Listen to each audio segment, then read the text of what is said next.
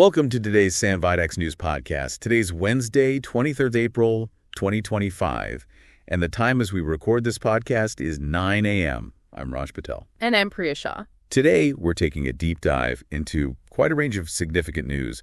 Lots to cover. Definitely. We'll be looking closely at that terrible terror attack in Jammu and Kashmir and the global reaction to it. Yes, that's top of the list. Also examining potential shifts, maybe, in U.S.-China trade relations. Always a big one. Understanding a major planned overhaul of the U.S. State Department and, well, covering everything from earthquakes to the latest in the IPL. So, quite the mix today. Let's unpack the top stories. Where should we begin? Probably Pahalgam. Yes, let's start there. It's deeply concerning. The attack in Baizaran near Pahalgam. Tuesday, wasn't it? That's right. And the scale. Yeah. At least 26 people killed, mostly tourists. Just devastating. And in such a popular spot, a meadow often visited. Exactly. It raises, serious questions again about security, about the whole narrative of returning normalcy in Kashmir.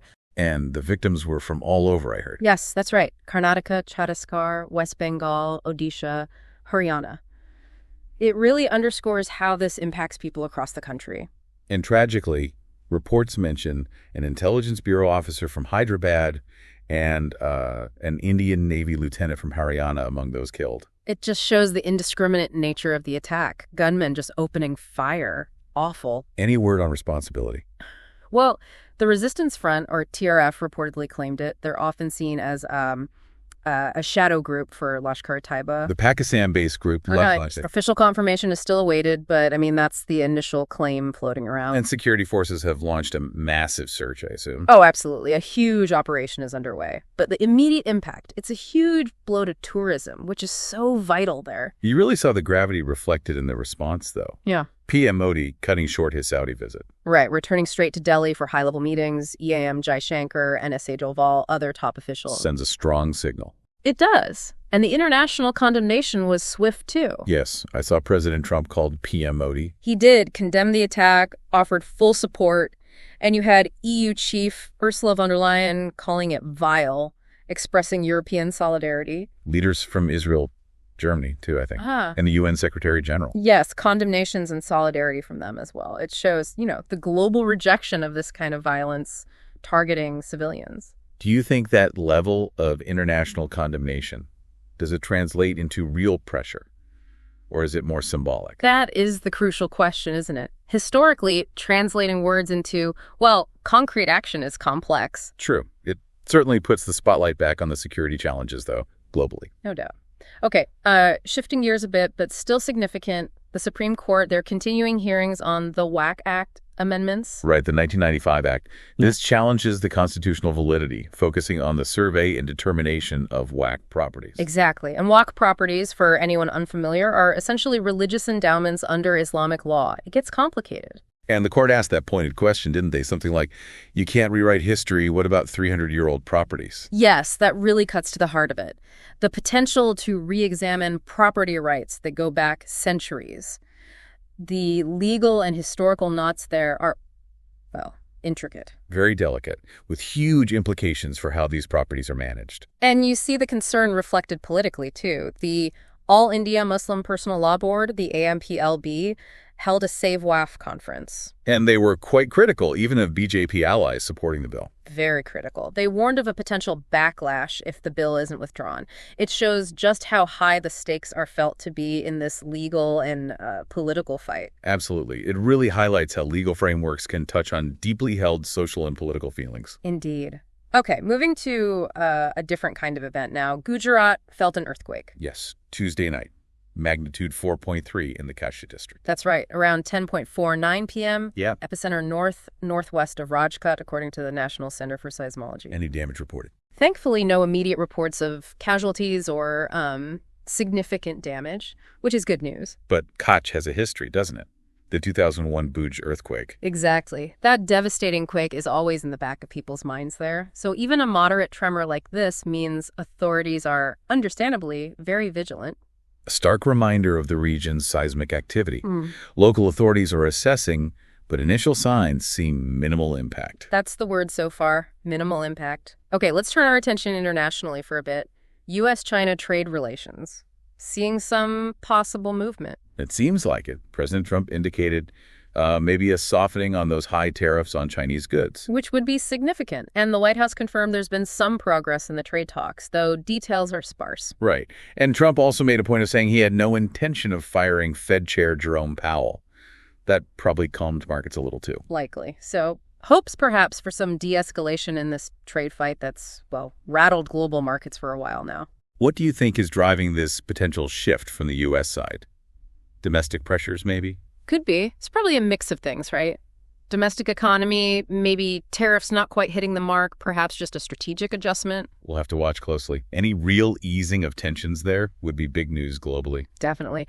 Meanwhile, in Ukraine, there are reports suggesting maybe an opening for talks. Yes, AFP citing Kremlin sources, saying Putin might consider a ceasefire along the current front lines. That's the report. And even potentially stepping back from claims on parts of those 4 regions they partially occupy: Donetsk, Luhansk, Kherson, Zaporizhia. And President Zelensky's response. He stated Ukraine would be ready for talks, quote, in any format, but only after a ceasefire is actually in place. So a very fragile potential opening. It all hinges on stopping the fighting first. Absolutely. And as we know, just getting and keeping a ceasefire in this conflict, that's a huge challenge in itself. Trust is just shattered. Deeply eroded. Complex doesn't even begin to cover it. Okay, another major international story, the WHO announcing layoffs. Yes, impending layoffs. They're citing a sudden drop in income. And this is linked to the U.S. funding withdrawal, right? Expected in January 2026. Directly linked. They're preparing for that full withdrawal. The U.S. has historically been a huge contributor, so this is a massive blow to their budget. And it's going to impact their work, presumably. Without a doubt. These staff cuts are necessary, they say, to align spending with the lower funding. But it will inevitably affect their capacity. Global health programs, disease surveillance, pandemic readiness. Especially concerning for developing nations that rely heavily on WHO support. Exactly. Now, speaking of the U.S., there's big news from the State Department. Secretary of State Marco Rubio announced a major reorganization plan. Under President Trump's direction, aiming for an America First department for a, quote, new era of great power competition. Strong words. Very strong. He described the current setup as bloated, bureaucratic, and unable to perform its essential diplomatic mission. So what's the plan involved? Consolidating regional functions, cutting offices and programs they see as redundant, and trying to empower bureaus and embassies more directly. Is this immediate firings or more of a long-term plan? They're stressing it's a roadmap, not immediate cuts. But the goal is clear. Reverse what they see as inefficiency and ideological drift. A fundamental shift in U.S. diplomacy seems to be the aim. What are the potential pitfalls of such a big overhaul, do you think? Well, disruption is one. You risk losing institutional knowledge, making sure communication works in new structures. That's tough. And deciding what's redundant can be very political. Precisely. Okay, let's bring it back to India. After the Pahalgam attack, security alerts are up, understandably. Yes, high alert across J&K, especially the Jammu region. And heightened security in major cities too, Delhi, Mumbai, Jaipur, Amritsar as a precaution. Standard procedure, really, after something like this, aiming to prevent any follow-up incidents and, reassure people. And we saw locals reacting too. Candlelight marches. Yes, in Pahalgam and in Notneg on Tuesday evening, protesting the attack, expressing outrage and grief. It's a powerful message from the community itself. A rejection of the violence, absolutely. Showing the desire for peace is still strong. Exactly. And sadly, we're learning more about the human cost. In Karnataka, mourning a businessman from Shivamogga killed in Pahalgam. His wife said visiting Kashmir was his dream. Heartbreaking, truly awful. And another victim from Karnataka, Manjunath, also killed. His wife Plavi shared her harrowing experience. These stories, they really bring home the tragedy. They do. It's not just numbers in a headline, it's families shattered. Shifting states now to Uttar Pradesh. Very disturbing incident at a school. Yes, an 18-year-old student allegedly shot dead inside a private school in Kushalnagar on Tuesday. He died during treatment. He did. The police are investigating the circumstances, the motive, who the perpetrator was, but it raises serious concerns about school safety, obviously. Any violence in a school is deeply troubling, needs a thorough investigation. Meanwhile, in Maharashtra, a new mandate for schools. Yes, the state government has ordered all schools to sing the state song Jai Jai Maharashtra Masha after the national anthem, effective immediately. Announced by the school education minister yesterday. The aim is state pride, cultural identity. That's the stated goal. Instilling pride. We'll see how schools integrate it into their daily routine. It's something quite a few states do. Fostering regional identity alongside national pride. Right. Okay, let's lighten the mood slightly. Sports. IPL action continues. It does. Last night, Delhi Capitals beat Lucknow Supergiants. And DC captain KL Rahul had a good game. Yeah, unbeaten 57 off 42 balls, anchored the chase nicely. That win pushed DC up to second place in the table. And a milestone for Rahul, too, I read. Yeah. Fastest to 5,000 IPL runs. That's right. Reached it in just 139 innings. Pretty impressive. It was interesting seeing the contrast in captaincy discussion, too. Some criticism for Rishabh Pant's tactics, while Rahul got praise. Yeah, it shows how much leadership matters in T20 alongside individual skill. Always fascinating. Elsewhere in sports, athletics news. Yes, Indian pole vaulter Dev Meena broke his own national record at the Federation Cup, which is great. Especially since he apparently only took up the sport 4 years ago. Remarkable progress. But he also made a plea about getting his vaulting poles onto flights. Ah, the logistical nightmare for athletes with specialized, oversized equipment. Exactly. He's asking authorities for help with transport. It highlights a real challenge they face. Removing those barriers is key to helping them compete. Absolutely.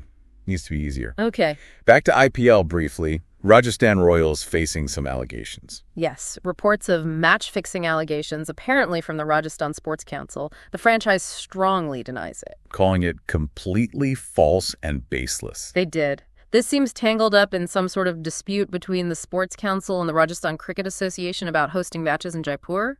So, off-field administrative battles spilling over. Looks like it. The Royals are obviously keen to defend their name amidst all that. Sports governance can get messy. Indeed. All right, let's move to tech news. HCL Tech's results are out. Yes, Q4 results for the year ending March 31st. Consolidated net profit up 7.81% year-on-year, about 4,307 crore. And revenue. Revenue from operations also grew by 6.1% year-on-year, hitting 30,246 crore. So decent growth year-on-year, even if profit dipped a bit from the previous quarter. Yeah, overall annual growth seemed to meet estimates, and they declared an interim dividend of 18 per share. Signals financial confidence despite, the global economic climate. Solid performance. Also in tech, Google possibly shifting some manufacturing. Reports suggest they're looking at moving some Pixel phone manufacturing from Vietnam to India. That would be a big deal for India's manufacturing push, the Make in India initiative. Absolutely. It follows what other tech giants are doing, diversifying supply chains. It could mean more local manufacturing, jobs, and deeper integration into that global tech supply chain. A positive sign. On the other hand, trouble at BlueSmart. Yeah, the electric ride-hailing service. Yeah. Reports of significant operational challenges. Some even suggest they're shutting down operations. Oh, wow. And issues with employee salaries. Around 500 employees reportedly waiting for clarity on unpaid dues. It's concerning. And this comes after scrutiny of the parent company, Gensel Engineering. Yes, from both SEBI and the Enforcement Directorate. Yeah. So a lot of uncertainty around BlueSmart's future and obviously worrying for the staff involved. Highlights the pressures in that EV ride-sharing space. Very competitive, complex. Very. Okay, let's look at the business world more broadly. Stock markets. Poised for a strong opening today, Wednesday, following positive global cues. Yesterday, Tuesday, the Sensex and Nifty hit 4-month highs. Driven by banking stocks mainly. Largely, yes. Right. HDFC Bank even crossed the 15 trillion market cap mark. Pretty significant milestone. Wow. The gold prices were volatile. Extremely volatile. Briefly surged past 1 lakh per 10 grams in Delhi retail and on MCX futures. Huge jump. Driven by safe haven demand, presumably. Global uncertainty. Exactly. Prices did ease back a bit later as risk appetite improved slightly, but that surge was notable. Really shows the underlying nerves in the market. Any major M&A news? Yes. Ambuja Cements, part of the Adani Group, completed its acquisition of a big chunk of Orient Cement. Taking a 37.8% promoter stake from the CK Birla Group. Right. So Ambuja is now a promoter of Orient Cement. It's part of Adani's big push in the cement sector, consolidating market share. Continuing their expansion strategy, what about IPOs? Any action there? Yes, the market's picking up a bit. An IPO for an SME, Tank Up Engineers, opened today, aiming for about 19.5 crore. Okay, relatively small. Anything on the main board? Yes, the drought seems to be ending. Ether Energy is launching its IPO on April 28th. The EV company, that's a big one. Huge. They're aiming to raise around 2,626 crore. Expected price band is 304 to 321 per share. That'll be watched very closely. A major test of investor appetite for the Indian EV sector. Definitely a key indicator. Okay, switching focus again, frauds and scams update. Mehul Choksi. Another setback for him. A Belgian court denied his bail application. He's the fugitive Diamanter, right? Key accused in that massive PNB loan fraud case, 13,500 crore. That's the one. Fled India back in 2018, living in Antigua and Barbuda, where he got citizenship. Indian agencies are still pushing for extradition. So this bail rejection is another hurdle for him in that process. Seems so. The legal wheels turn slowly, but they are turning. Okay, and finally today, a bit of viral news. Something lighter. Yes. This video of identical twin sisters from Queensland, Australia. They were recounting an alleged armed carjacking. And what made it go viral? The story itself. Not just the story, but how they told it. Their manner of speaking. Apparently, they were finishing each other's sentences, speaking in uncanny unison. Really? Synchronized storytelling. Exactly. That's what captivated people online and made the clip spread like wildfire. Just a fascinating, unique human interaction. It's amazing what captures the internet's attention sometimes. A reminder that the unexpected often goes furthest online. So true. Well, that brings us to the end of our deep dive into today's news. Quite a lot covered. It certainly was a comprehensive look at a very busy 24 hours. Lots happening. See you tomorrow. Don't forget to subscribe to SamvaadX News podcast channel and hit that bell icon.